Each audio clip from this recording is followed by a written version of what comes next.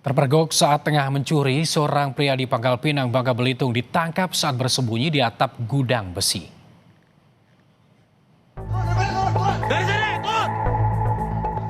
Seorang pria di Pangkal Pinang, Kepulauan Bangka Belitung ditangkap saat bersembunyi di atas atap sebuah gudang. Penangkapan dilakukan atas laporan warga yang mencurigai ada upaya pembongkaran sebuah gudang oleh orang tak dikenal.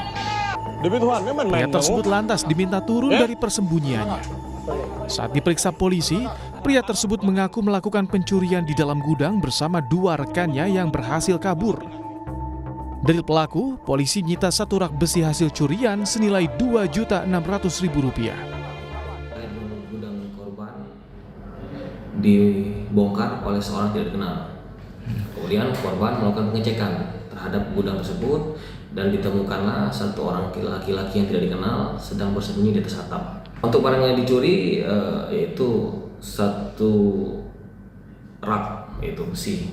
Oh, rak besi. Berapa kilo kalau boleh tahu perkiraan?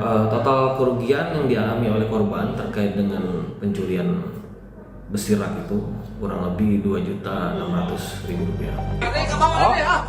Pelaku kini telah ditangkap dan dibawa ke Polresta Pangkal Pinang untuk diperiksa lebih lanjut. Sementara dua pelaku lain masih dalam pengejaran polisi. Nanda Ardiansyah, Kompas TV, Pangkal Pinang, Kepulauan Bangka Belitung.